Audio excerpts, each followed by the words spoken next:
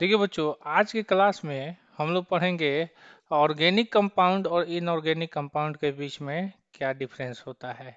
अगर आप organic compound और इनऑर्गेनिक कंपाउंड के बीच में डिफरेंस अगर समझने की कोशिश करते हो तो लगभग 20% कॉन्सेप्ट ऐसे ही केमिस्ट्री में आप लोगों को इनऑर्गेनिक और ऑर्गेनिक का कंसेप्ट क्या होता है जनरेट हो जाता है। तो बच्चों कोशिश करना आप लोग जितना हो सके आप इसका कॉन्सेप्ट अच्छे से आप जनरेट कीजिए बच्चों, ठीक है। तो चलिए बच्चों, आज का ऑर्गेनिक केमिस्ट्री का क्लास बहुत आप लोगों को अच्छा लगेगा और मज़ा भी आएगा बच्चों। चलिए तो शुरू करते हैं बिना देरी किए हुए।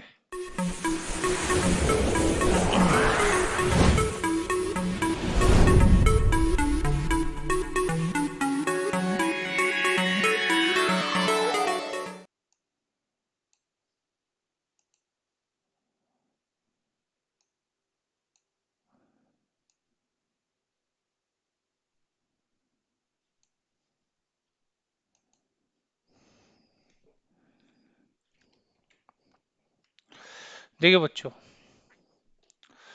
ऑर्गेनिक कंपाउंड एक तरफ हम ऑर्गेनिक कंपाउंड को लिखेंगे और दूसरे तरफ हम इनऑर्गेनिक कंपाउंड को लिखेंगे। उसके बाद सारी विशेषताओं पर चर्चा करेंगे और सारे बिंदुओं पर हम लोग चर्चा करेंगे। देखिए बच्चों, ऑर्गेनिक कंपाउंड क्या होते हैं और इनऑर्गेनिक कंपाउंड क्या होते हैं, ये थोड़ा सा बहुत लॉजिकली टॉपिक है और समझना है हम लोग को।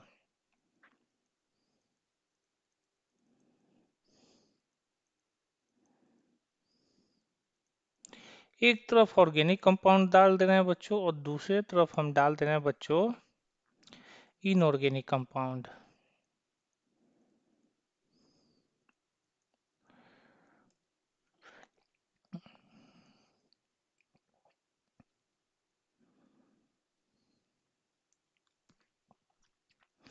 ऑर्गेनिक कंपाउंड का हिंदी होता है बच्चों कार्बनिक यौगिक।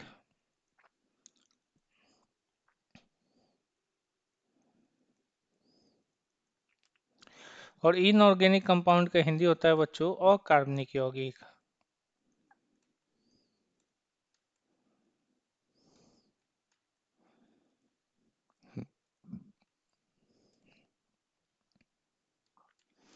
देखिए बच्चों, कार्बनिक यौगिक किससे बने होते हैं, तो ऑर्गेनिक कंपाउंड जो होते हैं मतलब जनरली आपके कार्बन, हाइड्रोजन मतलब ऑर्गेनिक कंपाउंड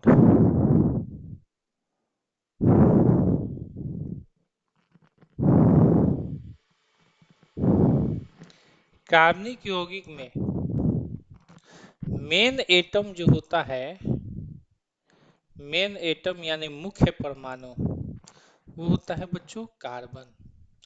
और कार्बन के साथ साथ जुड़ते हैं, जानते हो कौन कौन? Hydrogen, phosphorus, nitrogen, oxygen, sulphur, fluorine, chlorine, bromine, iodine.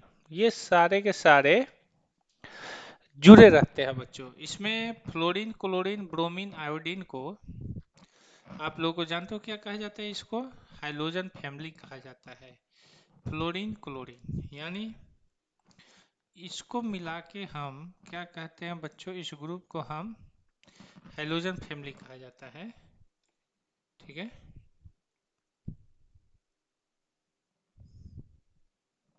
ये आपके हाइड्रोजन फैमिली के होते हैं। जबकि इनऑर्गेनिक कंपाउंड में बच्चों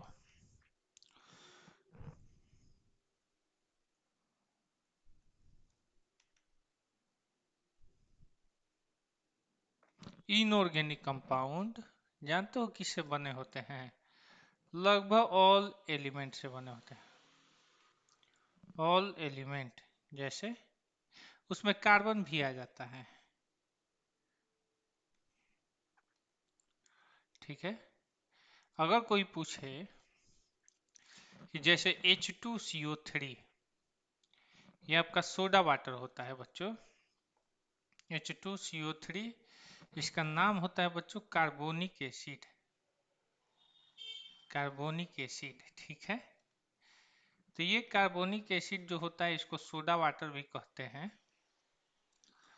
तो ये आपका अगर कोई देखेगा तो कहेगा कि ये ऑर्गेनिक कंपाउंड है, क्योंकि ऑर्गेनिक कंपाउंड के लिए कार्बन चाहिए, हाइड्रोजन चाहिए, ऑक्सीजन चाहिए, ये सब है इसमें।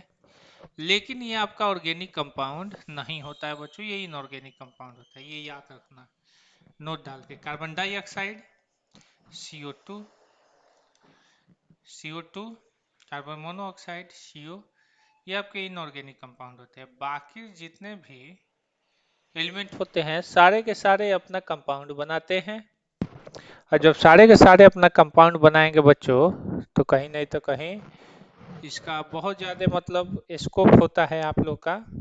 इनऑर्गेनिक कंपाउंड के बहुत सारे कंपाउंड होते हैं, लेकिन सबसे ज़्यादा कंपाउंड तो आपके ऑर्गेनिक ही होते हैं। एक कार्बन से बने हुए कंपाउंड की संख्या इतनी ज़्यादा है कि केमिस्ट्री में इसको अलग ब्रांच डालकर पढ़ना पड़ता है बच्चों, ठीक है। चलिए, ये विशेषता हो गई कि ऑर्गेनिक कंपाउंड किससे बने होते हैं। तो कार्बनिक यौगिक का मेन एटम ये होता है, और इनऑर्गेनिक कंपाउंड किससे बने होते हैं, तो इसमें सभी तत्वों का यूज हो जाता है, ऑल एलिमेंट का, ठीक है। देखिए, इनके जो सोर्स होते हैं यानी स्रोत, ये कहाँ से पाए जाते हैं। तो इनके जो स्रोत होते हैं वो होते हैं बच्चों लिविंग थिंग। क्या होते हैं बच्चों? लिविंग थिंग, यानी ये सजीव सजीव सजीवों से प्राप्त होते हैं, ठीक है। जबकि इनऑर्गेनिक कंपाउंड के जो स्रोत होते हैं, सोर्स यानी स्रोत, वो नॉन लिविंग होते हैं। क्या होते हैं? नॉन लिविंग थिंग, यानी समझ लीजिए कि निर्जीव वस्तु होते हैं। क्या होते हैं? निर्जीव, ठीक है। उसके बाद अगला नंबर आपको ध्यान देना है, इनके बीच का जो बॉन्डिंग होता है, बॉन्डिंग यानी बंधन, इनका जो बंधन होता है इनके बीच के, यानी परमाणु परमाणु के बीच का बंधन, यौगिक को बनाने में परमाणु परमाणु जुड़ते हैं बंधन द्वारा, तो यौगिक का निर्माण होता है बच्चों। तो इनके जो बीच का बंधन होता है बच्चों, वो बंधन आपका जानते हो क्या होता है बच्चों? कोवैलेंट बॉन्डिंग होता है।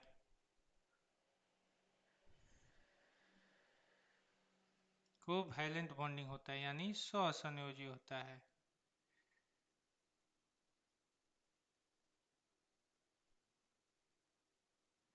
सहसंयोजी होता है, ठीक है। इसके बाद इधर का जो बॉन्डिंग होता है, यानी बंधन, वो क्या होता है बच्चों? वो आयोनिक बॉन्डिंग होता है,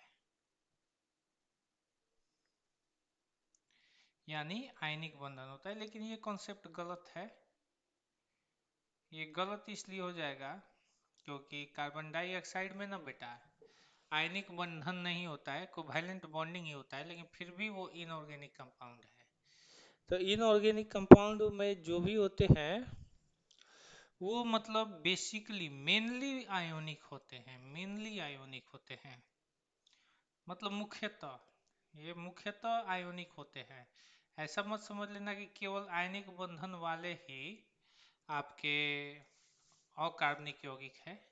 हाँ, बात आती है बच्चों कि कार्बनिक यौगिकों में भी आयनिक बंधन होता है। कैसे? तो कार्बोक्सिलिक अम्ल H+ आयन दे देता है बेटा पानी में जाकर, तो कहीं नहीं तो कहीं उसके अंदर आयोनिक बॉन्ड था, तभी ना वो मतलब क्या हुआ बच्चों, H+ आयन दिया। जैसे ये है बच्चों HCOOH, HCOOH, इसको हम कहते हैं फॉर्मिक एसिड, यानी फार्मिक अम्ल, ठीक है।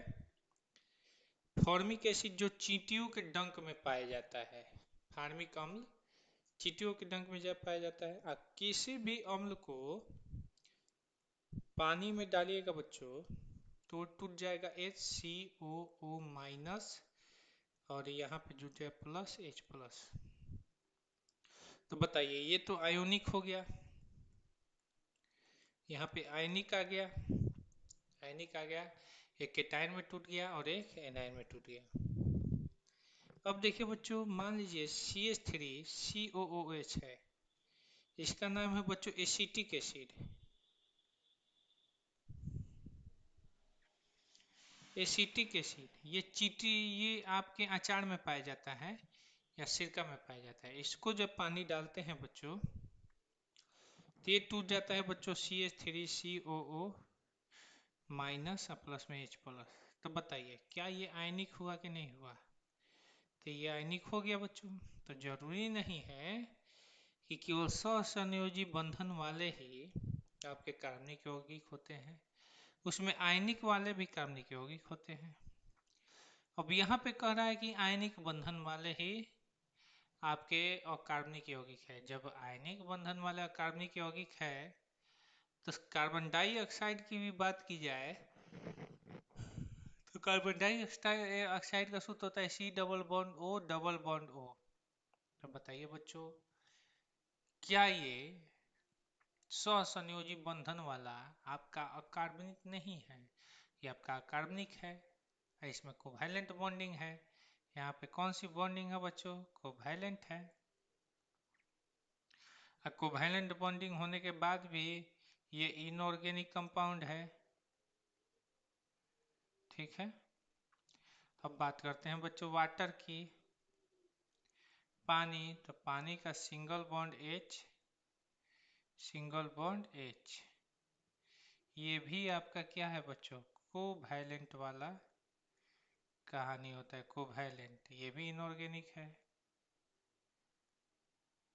ठीक है। तो बच्चों कहीं नहीं तो कहीं सारे कॉन्सेप्ट सही नहीं भी होते हैं और कहीं कहीं पे सही भी हो जाते हैं बच्चों। तो चलिए बच्चों आप लोग इसको उतार लीजिए।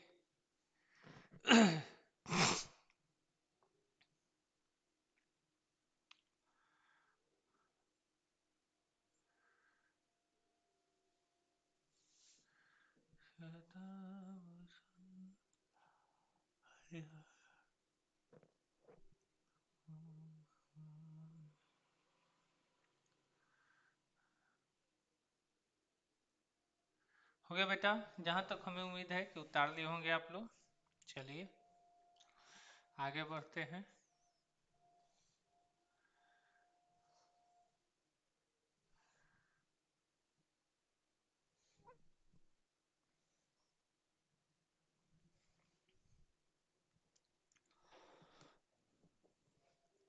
देखिए बच्चों, इनका जो स्टेट होता है ऑर्गेनिक कंपाउंड का स्टेट और दूसरा होता है बच्चों इनऑर्गेनिक कंपाउंड का स्टेट। तो सबसे पहले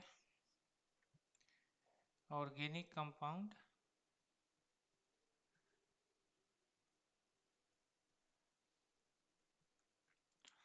और दूसरा होते हैं बच्चों इनऑर्गेनिक कंपाउंड।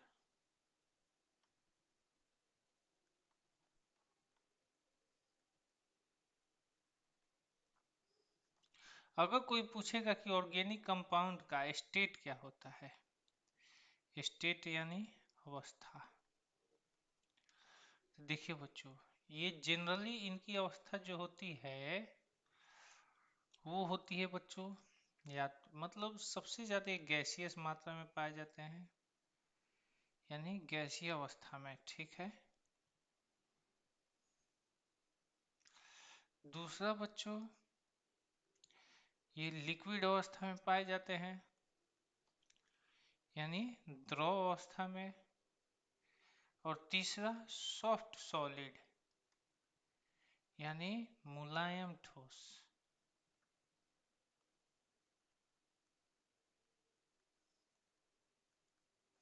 जैसे अगर कोई पूछेगा गैसियस अवस्था में कौन है, तो मीथेन, इसका नाम आप लोग जानते हो, मीथेन है CH4।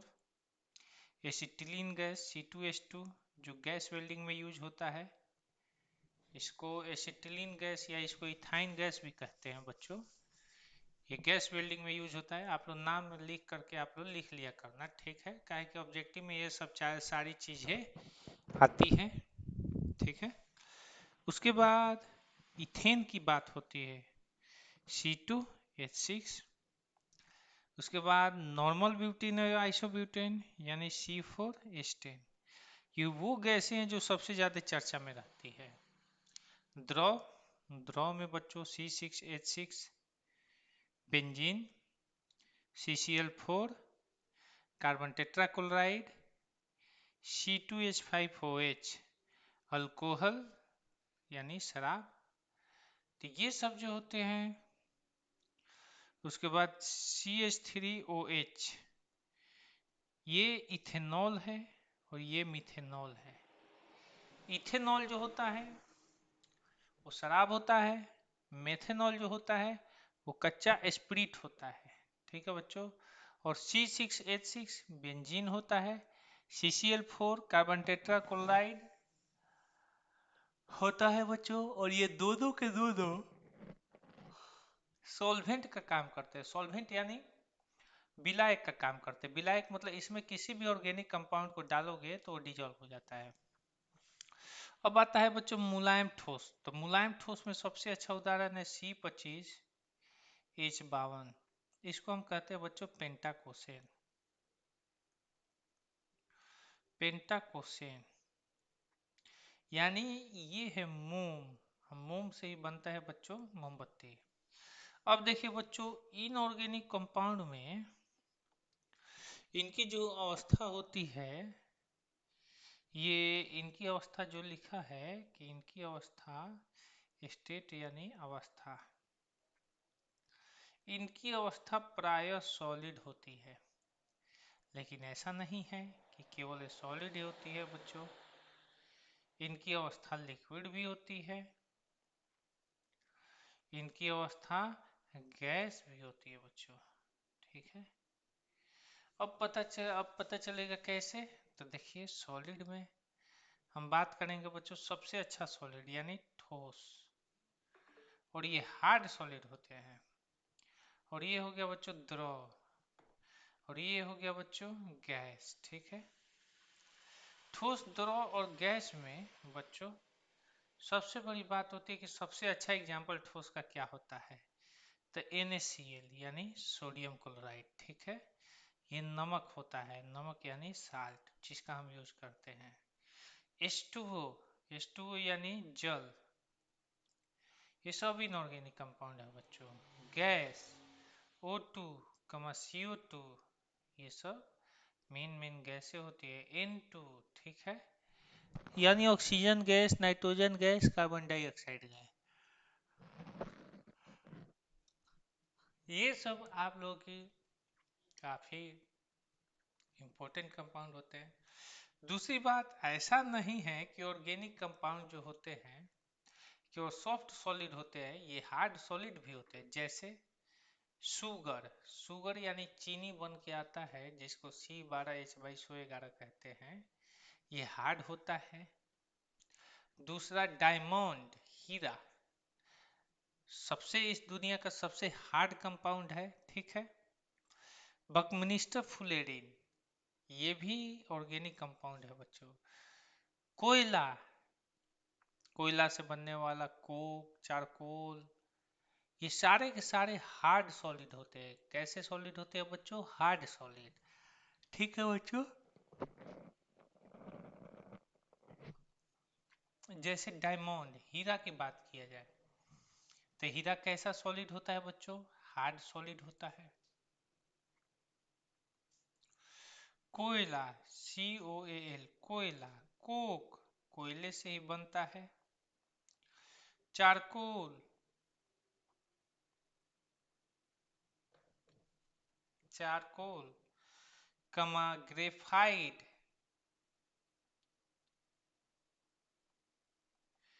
ग्रेफाइट, ग्रेफाइट के बाद बच्चों, ग्रेफाइट के बाद बात होती है बच्चों, तो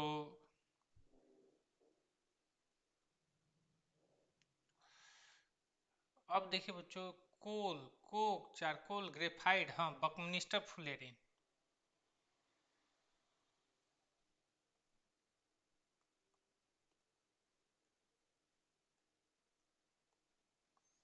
ये सब के सब बच्चों आपके क्या होते हैं बच्चों? ये आपके एलिट्रोप ऑफ द कार्बन होते हैं। एलिट्रोप ऑफ कार्बन, यानी ये कार्बन के अपरूप होते हैं। मतलब कार्बन विभिन्न रूपों में, शुद्ध कार्बन इन्हीं से पाया जाता है। डायमंड से, कोल से, कोक से, चारकोल से, ग्रेफाइट से, बकनिस्टर फ्लोरीन से, ये सब एलिट्रोप ऑफ कार्बन है, कार्बन के अपरूप है बच्चों। ठीक है, ये अपरूपता का गुण होता है। चलिए, उसी तरह से इनऑर्गेनिक कंपाउंड में कोई कहता है कि जरूरी नहीं है कि मतलब इनऑर्गेनिक कंपाउंड सॉलिड स्टेट में भी पाए जाते हैं, ये लिक्विड स्टेट में भी पाए जाते हैं, गैसियस स्टेट में भी पाए जाते हैं। ऐसा नहीं है कि ऑर्गेनिक कंपाउंड केवल गैसियस और लिक्विड और सॉफ्ट सॉलिड में पाए जाते हैं, ये हार्ड सॉलिड में भी पाए जाते हैं ऑर्गेनिक कंपाउंड, कार्बन के यौगिक। ठीक है बच्चों, जैसे जैसे आगे चलेंगे, अब जैसे बेकेलाइट है, बेकेलाइट समझते हो ना, मतलब प्लास्टिक होता है एक प्रकार का, ये भी कार्बन का ही कंपाउंड है। कितना हार्ड होता है आप लोग देखते हो। रबर है, ये भी ऑर्गेनिक का कंपाउंड है, ये सॉफ्ट सॉलिड के रूप में हो जाता है बच्चों। अब देखिए, बात जैसे जैसे आगे बढ़ेगी वैसे वैसे आप लोग को पता चलेगा बच्चों कि क्या कॉन्सेप्ट जनरेट होता है और क्या क्या कॉन्सेप्टों में दिक्कतें आती है बच्चों। ठीक है, चलिए, अब देखिए बच्चों, इतना तो काफी है, इतना हम समझा दिए बच्चों।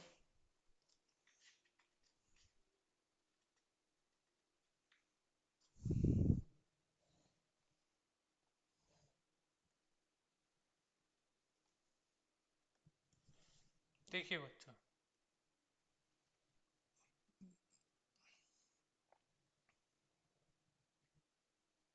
अगला जो दिया हुआ है बच्चों,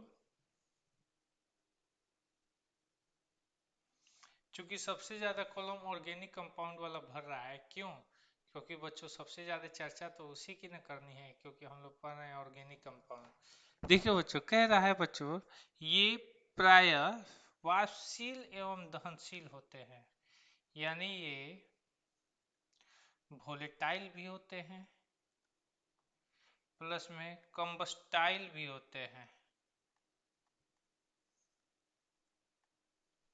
यानी ये वाष्पशील होते हैं, वाष्पशील होते हैं और ये दहनशील होते हैं। ठीक है,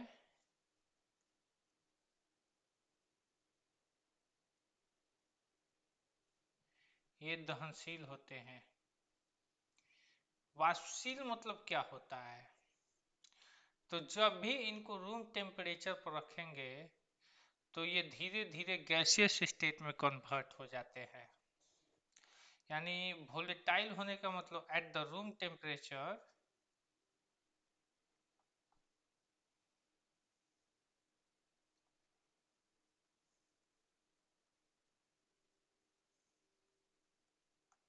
at the room temperature convert into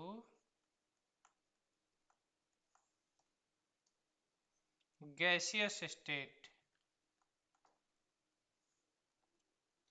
यानी कमरे के ताप पर गैसीय अवस्था में बदलने की घटना को कहते हैं कि मतलब वो वाष्पशील हो रहा है बच्चों। दहनशील, दहनशील मतलब जानते ही हो, थोड़ी सी माचिस मार दिए जाए तो ऑक्सीजन के संपर्क में जल उठना, क्या होना बच्चों? जल उठना, उसी को हम क्या कहते हैं बच्चों? दहनशील कहते हैं। यानी ये तुरंत दहन की क्रिया कराती है, कंबसन कराती है, यानी ये ऑक्सीजन के संपर्क में जल जाते हैं। ठीक है, और जब भी ये जलते हैं तो अक्सर ये जल वाष्प और कार्बन डाइऑक्साइड बनाते हैं। यानी अगर ऑर्गेनिक कंपाउंड को, अगर ऑर्गेनिक कंपाउंड को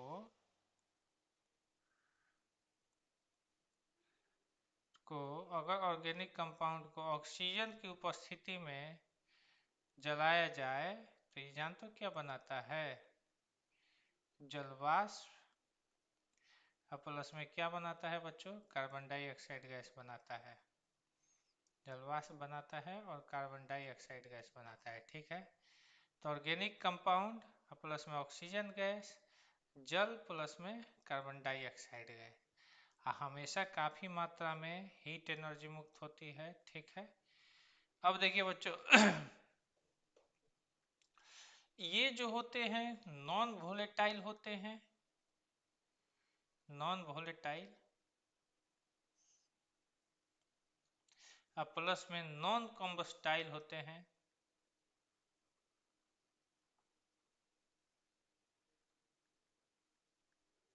यानी एक तो ये अवाष्पशील होते हैं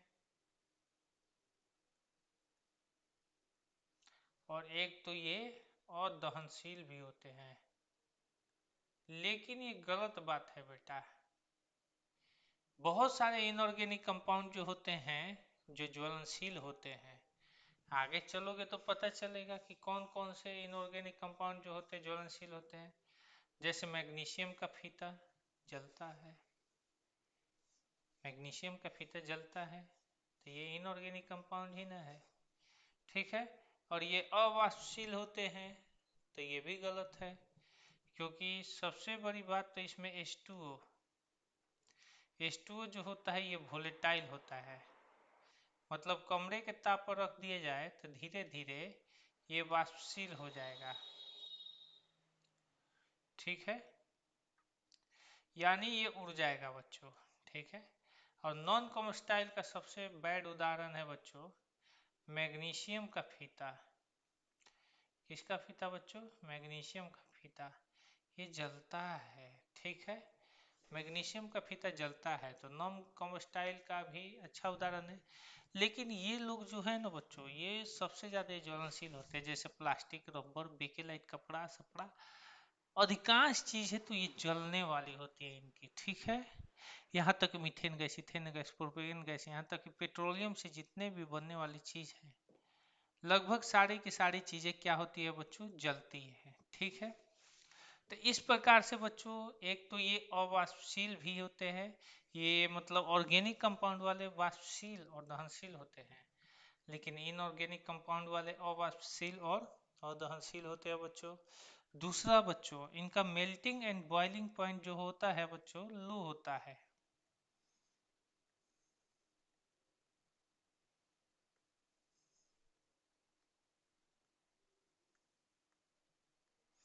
मेल्टिंग एंड बॉइलिंग पॉइंट, गलनांक एवं क्वथनांक बिंदु,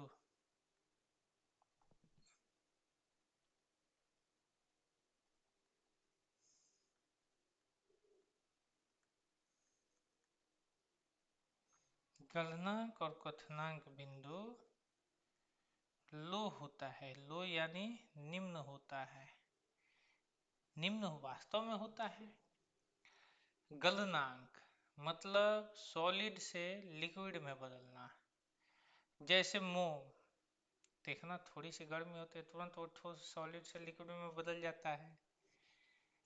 फिर बॉइलिंग पॉइंट यानी लिक्विड से गैस में बदलना, पेट्रोल को देख लो, तुरंत टंकी खोलते वो उड़ने लगता है। तो इस तरीके से ऑर्गेनिक कंपाउंड का मेल्टिंग पॉइंट और बॉइलिंग पॉइंट काफी लो होता है। लेकिन इनका जो होता है बच्चों इनऑर्गेनिक कंपाउंड का मेल्टिंग एंड बॉइलिंग पॉइंट,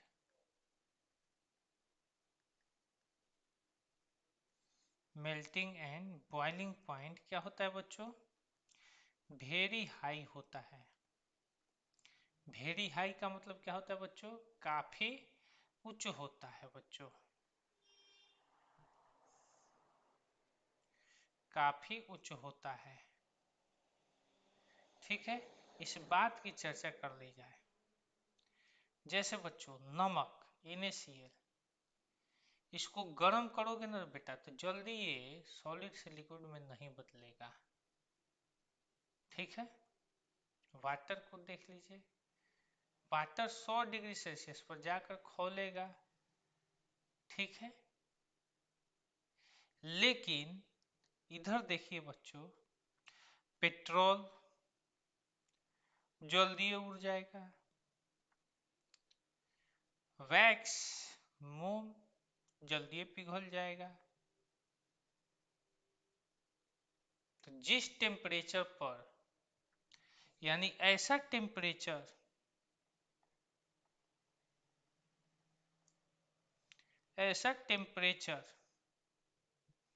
जिस पर आप सॉलिड से किस में बदलते हो बच्चों, लिक्विड में बदलते हो, तो उस टेम्परेचर पॉइंट को हम मेल्टिंग पॉइंट कहते हैं।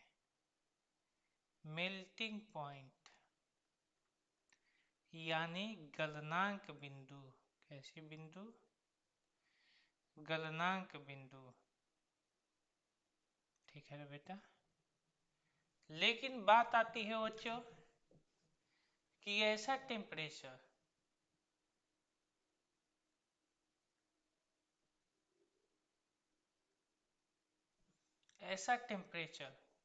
जिस पर आप किस में बदलते हो बच्चों, लिक्विड से आप गैस में बदलते हो, इसको हम लोग कहते हैं बच्चों बॉइलिंग पॉइंट।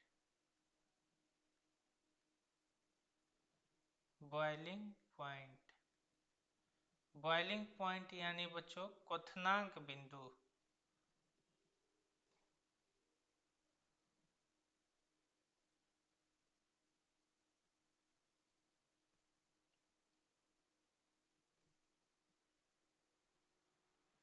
क्वथनांक बिंदु, ठीक है।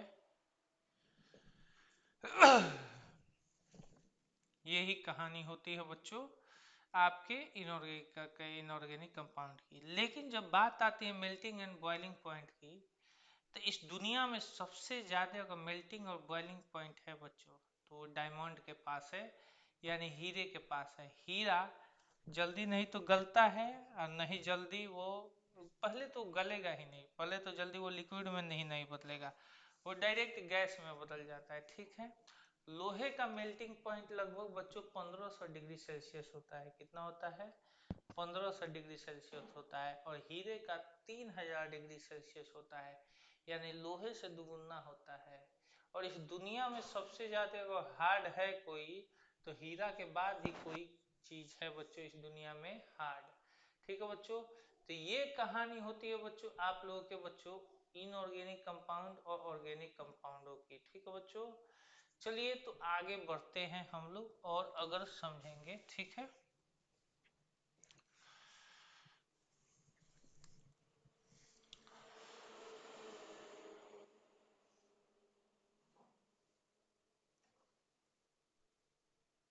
चलिए बच्चों।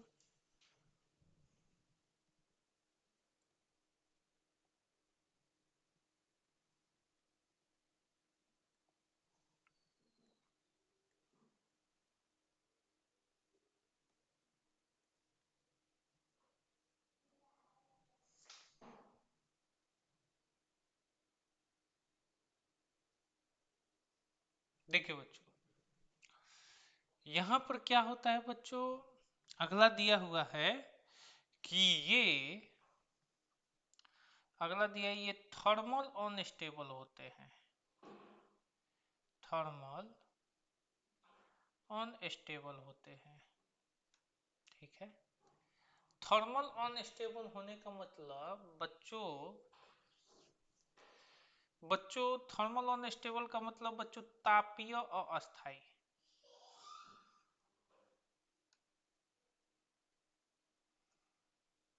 तापीय अस्थाई, तापीय अस्थाई होने का मतलब क्या होता है, इस बात को समझ लेना। अगर कोई कंपाउंड है यहाँ पे, कंपाउंड, ये कंपाउंड 1 है, और इसको जैसे ही तुमने गर्म किया, यानी आप हीट किया, तो वह दूसरे कंपाउंड में बदल जाए, मतलब दूसरे कंपाउंड यानी कंपाउंड 2 में बदल जाए, तो ऐसे यौगिकों को थर्मल अनस्टेबल कहा जाता है। यानी उनको गर्म करने पर वो यौगिक दूसरे यौगिक में बदल जाता है। यानी इसका सूत्र मतलब यहाँ पे मॉलिक्यूलर फार्मूला जो होता है चेंज हो जाता है, यौगिक ही चेंज हो जाता है, एकदम गुण दूसरे से भिन्न हो जाते हैं। जबकि ये लोग जानते हो क्या होता है बच्चों, थर्मल स्टेबल होता है। क्या होता है? Thermal stable. थर्मल स्टेबल मतलब जानते हो क्या होता है, तापीय अस्थाई होते हैं। तापीय अस्थाई, तापीय अस्थाई मतलब इनको जब गर्म किया जाता है, इनको जब गर्म किया जाता है, यानी ये कंपाउंड वन है बच्चों, कंपाउंड वन है। अगर इनको हीट करोगे, गर्म करोगे, तो ये कंपाउंड वन में ही रहेंगे, कंपाउंड टू में नहीं बदलेंगे, कंपाउंड वन में ही रहेंगे। भले इनका स्टेट चेंज हो जाए, स्टेट मतलब जानते हो क्या होता है, स्टेट चेंज हो जाएगा, यानी अवस्था बदल जाएगा, अवस्था बदल जाएगा बच्चों। यानी वो सॉलिड से लिक्विड में बदल सकता है, लिक्विड से गैस में बदल जाता है। जैसे जल है, जल बर्फ के रूप में रहेगा तो भी उसका बेटा सूत्र H2O ही होगा। जब पानी के रूप में रहेगा तो भी उसका सूत्र H2O ही होगा। जब उसको गैस के रूप में बदलोगे तो भी उसका सूत्र H2O ही रहेगा।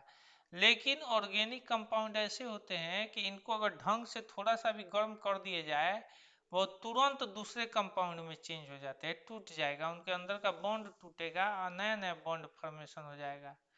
तो इस तरह से ऑर्गेनिक कंपाउंड जो होते हैं तापीय अस्थायी होते हैं, यानी जैसे ही उनको गर्म करोगे तो कंपाउंड वन से कंपाउंड टू में बदल जाएंगे बच्चों, ठीक है। लेकिन ये शिकायत इनऑर्गेनिक कंपाउंड में नहीं होती है। जैसे ही उनको गर्म करोगे तो कंपाउंड वन है तो कंपाउंड वन में ही रहेंगे बच्चों, वो कंपाउंड टू में नहीं बदलेंगे, उनका अवस्था बच्चों नहीं बदलेगा, ठीक है। जैसे पानी, सॉरी, वो यौगिक नहीं बदलेगा, उनका अवस्था बदल जाएगा। जैसे वो पानी है तो हो सकता है कि ठोस में बदल जाए या द्रव में बदल जाए या गैस में बदल जाए, लेकिन उसका सूत्र में कोई अंतर नहीं आएगा, तीनों अवस्थाओं में उसका सूत्र H2O ही होगा। लेकिन इनका तो सूत्र ही बदल जाएगा, एकदम जैसे ही ये जाएंगे तुरंत ये टूट जाएंगे, ठीक है।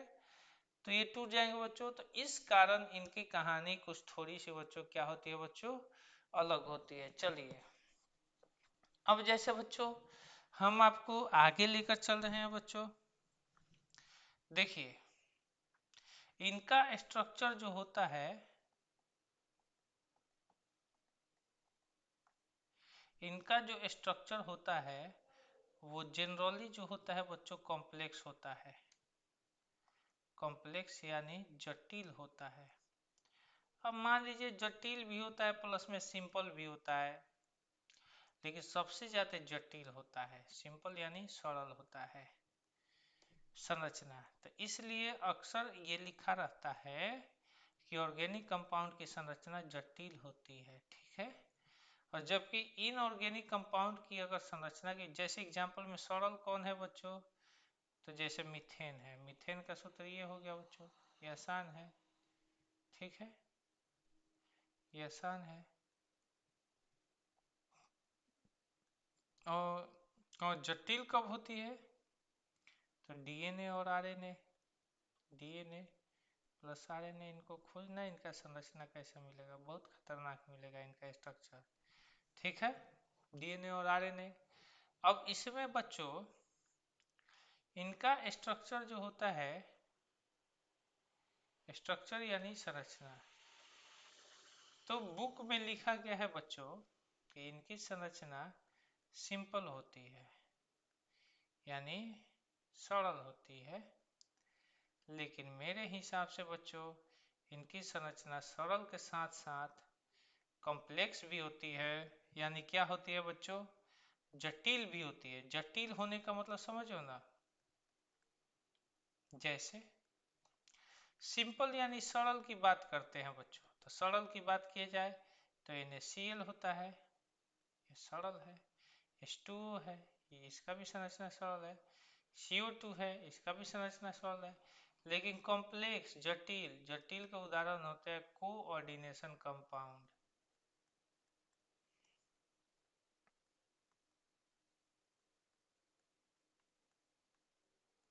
कोऑर्डिनेशन कंपाउंड, इसका हिंदी होता है बच्चों उपसहसंयोजी यौगिक। उपसहसंयोजी यौगिक, इनकी संरचना क्या होती है बच्चों? जटिल होती है। ठीक है, तो ये कहानी है बच्चों हमारे ऑर्गेनिक कंपाउंड के संरचना की जटिल होने की, और क्या होता है बच्चों? सरल होने की। तो आज थोड़ा इंग्लिश सबसे आपका ऑर्गेनिक शुरू कर दिए बेटा। तो आज का क्लास हम इतना ही पढ़ाने देते हैं। अगले कल से बच्चों पूरा फुल क्लास करेंगे हम लोग। थोड़ा सा नींद लग रहा है बच्चों, हम जा रहे हैं। ठीक है, तो क्लास ऐसा नहीं है कि समझ में नहीं आया होगा, जरूर कुछ ना तो कुछ समझ में आया होगा बच्चों। ठीक है, चलिए आज का क्लास यहीं पे ओवर करते हैं।